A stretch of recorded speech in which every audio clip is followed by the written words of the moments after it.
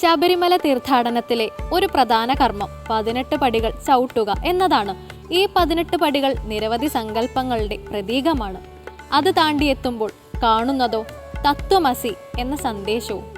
ആത്മജ്ഞാനത്തിൻ്റെ സാക്ഷാത്കാരം ലളിതമായി വിളംബരം ചെയ്യുന്ന ഇത്തരം ഘടകങ്ങളാകട്ടെ ഇന്നത്തെ കഥയമമയിൽ. എല്ലാ സജ്ജനങ്ങൾക്കും കഥയമമ്മയുടെ ഇന്നത്തെ അധ്യായത്തിലേക്ക് ഹാർദമായ സ്വാഗതം. സ്വാമി ശരണം.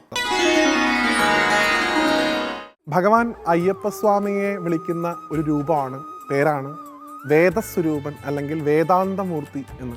ഭഗവാന്റെ തത്വം എന്ത് എന്ന് ചോദിക്കുന്ന ഏതൊരു കുട്ടിയും പറയുന്ന ഒരു ഉപനിഷത്ത് വാക്യമുണ്ട്. ഋഗ്വേദത്തിൽ ചാന്തോഗ്യോപനിഷത്തിലെ ആ മഹാവാക്യമാണ് തത്വമസി. തത്വമസിയാണ് ഭഗവാന്റെ സന്ദേശം ലോകത്തിനുള്ളത് എന്ന് നമുക്ക് എല്ലാവർക്കും അറിയാം. എന്താണ് ഈ തത്വമസി? ഒപ്പം തന്നെ ഭഗവാൻ തൻ്റെ ആലയം ആ കാട്ടിൽ പണി കഴിപ്പിക്കാൻ വേണ്ടി നിർദ്ദേശിച്ച പന്തള രാജാവിനോട് പറയുന്നുണ്ട്, എൻ്റെ ആലയത്തിന് മുൻപിൽ 18 പടികൾ കൂടി പണി കഴിപ്പിക്കേണ്ടതായിട്ടുണ്ട്. ഈ 18 പടികളുടെ തത്വം എന്തെന്നും ചുരുങ്ങിയ സമയം കൊണ്ട് ഭഗവാന്റെ അനുഗ്രഹം കൊണ്ട് നമുക്കൊന്ന് പരിശോധിക്കാം. ആദ്യം 18 പടിയിലേക്ക് കടക്കാം. എന്താണ് ഈ 18 പടികൾ പ്രതിനിധാനം ചെയ്യുന്നത്? സനാതനധർമ്മത്തിൽ 18 എന്ന സംഖ്യയ്ക്ക് വലിയ പ്രാധാന്യമാണുള്ളത്.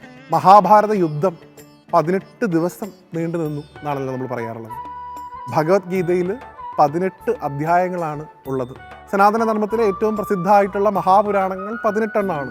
ഇങ്ങനെ പല സ്ഥലങ്ങളിലും ഈ 18 എന്നുള്ളത് ആവർത്തിക്കുന്നത് നമുക്ക് കാണാൻ സാധിക്കും. ഇനി ശബരിമലയുടെ ഭൂപ്രകൃതി നോക്കുകയാണെങ്കിൽ ആ ഓരോ പടിയും ഓരോ മലയുടെ പ്രതീകമാണ്, അല്ലെങ്കിൽ ആ മലയിൽ ഇരിക്കുന്ന ചൈതന്യത്തിൻ്റെ പ്രതീകമാണെന്നുള്ളൊരു വിശ്വാസമുണ്ട്. അതിനും മുകളിൽ തത്വചിന്താടിസ്ഥാനത്തിലുള്ള ഒരു വ്യാഖ്യാനം ഭഗവാൻ തന്നെ ആ പടികൾക്ക് കൊടുത്തിട്ടുണ്ട്.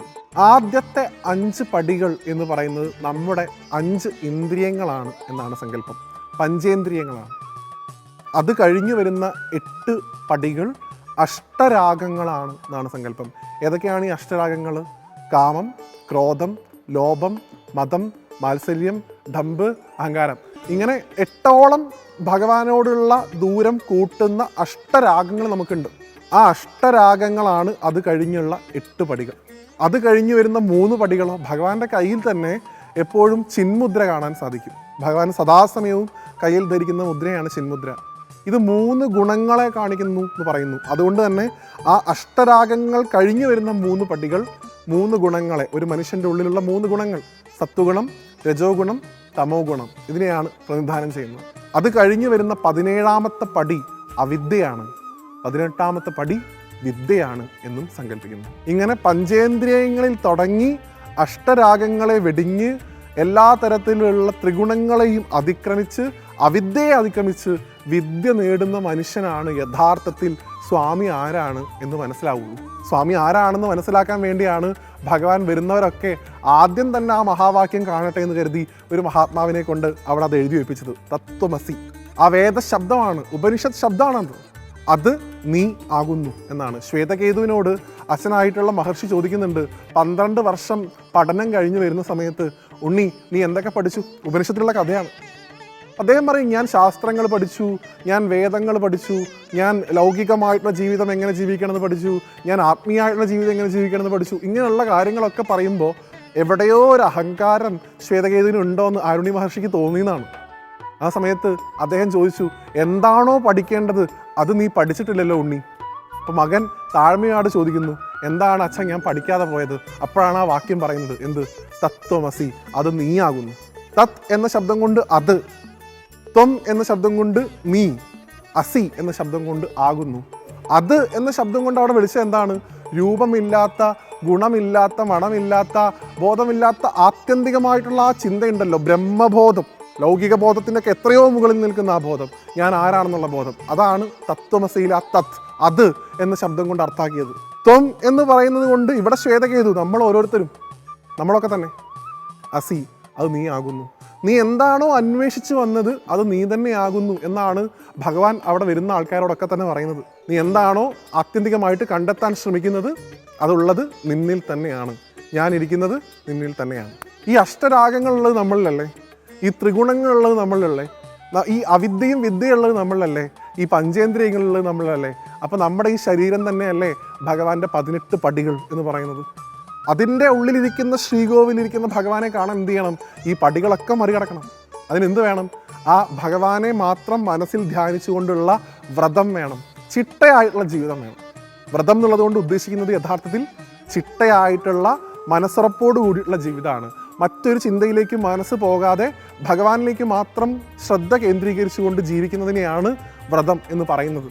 ശരീരത്തിൻ്റെ ശുദ്ധി, മനസ്സിൻ്റെ ശുദ്ധി, വാക്കിൻ്റെ ശുദ്ധി, ഇത് മൂന്നും ഉണ്ടാവണം. ത്രികരണ ശുദ്ധി എന്ന് വിളിക്കും. ശരീരത്തിന് ശുദ്ധി ഉണ്ടാവാനാണ് മാലയിടുന്ന ഭക്തൻ 2 നേരവും ദേഹശുദ്ധി വരുത്തുന്നത്.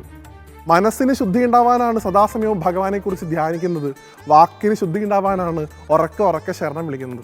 ഈ തത്വത്തിലൂടെ പോകുന്ന ഒരാൾക്ക് മാത്രമേ യഥാർത്ഥത്തിൽ ഭഗവാനെ കണ്ടു എന്ന് പറയാൻ സാധിക്കുകയുള്ളൂ. ഇല്ലെങ്കിൽ നമ്മൾ കാണുന്നത് ഭഗവാന്റെ വിഗ്രഹം മാത്രമായിരിക്കും. ഭഗവാനെ കാണുക എന്നുള്ളതല്ല ശബരിമല യാത്രയുടെ ആത്യന്തികമായിട്ടുള്ള ലക്ഷ്യം. ഭഗവാനെ അനുഭവിക്കുക എന്നുള്ളതാണ്. ഇപ്പോഴും നോക്കൂ, എന്തുകൊണ്ടാണ് 18ാം പടി ചവിട്ടാനുള്ള അർഹതയായിട്ട് ഇരുമുടി വേണം എന്ന് പറയുന്നത്? ആ ആത്മാവ് കയ്യിലുള്ളവനെ, ആ നെയ്ത്തേങ്ങയായിട്ടുള്ള ആത്മാവ് കയ്യിലുള്ളവനെ ഇത് മറികടന്ന് പോകാൻ സാധിക്കുകയുള്ളൂ. അല്ലാത്തവർക്ക് ഭഗവാനെ കാണാൻ മറ്റു വഴികളുണ്ട്. ആ വഴി ഭഗവാന്റെ വഴിയല്ല. ഭഗവാന്റെ വഴി എന്ന് പറയുന്നത് 18 പടി വ്രതത്തോടുകൂടി ചിട്ടയോടുകൂടി ചവിട്ടുന്നവർക്കാണ് ഭഗവാനെ കാണാനും ഭഗവാനെ അനുഭവിക്കാനും സാധിക്കുകയുള്ളൂ. അതുകൊണ്ട് ഈ ഭഗവാനെ കാണാനായിട്ട് പോകുന്ന എല്ലാ ഭക്തരിൽ ഭൂരിഭാഗം പേർക്കും ഭഗവാനെ അനുഭവിക്കാൻ കൂടി സാധിക്കട്ടെ എന്ന് നമുക്ക് ഭഗവാനോട് പ്രാർത്ഥിക്കാം. ഇന്ന് ഭഗവാൻ പോലും ആഗ്രഹിക്കുന്നത് ഞാൻ എന്താണെന്ന് മനസ്സിലാക്കി നിങ്ങൾ എന്നെ കാണാൻ വരൂ എന്നുള്ളതാണ്. കേവലം വിനോദയാത്രകൾ മാത്രമായിട്ട് പല തീർത്ഥാടനങ്ങളും മാറുന്ന അവസ്ഥയാണ് ഇന്ന് നമ്മുടെ കാലഘട്ടത്തിലുള്ളത്. അതിനൊട്ടും തന്നെ സാധിക്കുന്ന, അതിനൊട്ടും തന്നെ യോജിക്കുന്ന ഒരു മൂർത്തിയല്ല ഭഗവാൻ ശ്രീധർമ്മശാസ്താവ്. കാരണം ഭഗവാൻ ആത്യന്തികമായിട്ട് ധർമ്മം പഠിപ്പിക്കുന്ന ആളാണ്. ധർമ്മം പഠിപ്പിക്കുന്ന ഒരു അധ്യാപകനാണ് അവിടെ ഇരിക്കുന്നത്. ഇപ്പോഴും ശ്രീകോവിലിൽ നോക്കിയാൽ കാണാം, ഭഗവാന്റെ നട അടയ്ക്കുന്ന സമയത്ത് ഭഗവാൻ ചൂരൽ ധരിപ്പിക്കും. ചൂരൽ അത് ഭഗവാൻ ആ ശാസക ഭാവമാണ്. ഭഗവാൻ എപ്പോഴും ഒരു അധ്യാപകനാണ് എന്നുള്ള ചിന്ത ഉണ്ടാവണം. എന്താ ഭഗവാൻ പഠിപ്പിക്കുന്നത്? ധർമ്മമാണ്. ആ ധർമ്മത്തിലേക്കുള്ള പാതയാണ് ആ 18 പടികൾ. അത് കയറി ചെന്ന് നമ്മളാകുന്ന ആ ജീവാത്മാവിനെ പരമാത്മാവാകുന്ന ഭഗവാനിലേക്ക് ലയിപ്പിക്കുക എന്നുള്ളതാണ് നമ്മുടെ ഓരോരുത്തരുടെയും ഉത്തരവാദിത്വം. അതുകൊണ്ട് എന്തെങ്കിലുമൊക്കെ ആ സത്യമായിട്ടുള്ള പൊന്നു 18ാം പടിയിൽ തൊഴുത് ആ തത്വമസി എന്നുള്ള ചിന്ത മനസ്സിലേക്ക് ഉൾക്കൊണ്ടുകൊണ്ട് ചിന്മുദ്ര ധരിച്ചിരിക്കുന്ന ഭഗവാനെ കാണാൻ നമുക്ക് എല്ലാവർക്കും ഭാഗ്യം ഭഗവാൻ തന്നെ തരട്ടെ എന്ന് ഭഗവാനോട് പ്രാർത്ഥിച്ചുകൊണ്ട് ആ 18ാം പടിക്ക് മുമ്പിൽ മനസ്സുകൊണ്ട് സാഷ്ടാംഗം നമസ്കരിച്ചുകൊണ്ട് മറ്റൊരു അധ്യായത്തിൽ വീണ്ടും കാണുന്നത് വരെ എല്ലാവർക്കും നന്ദി, നമസ്കാരം.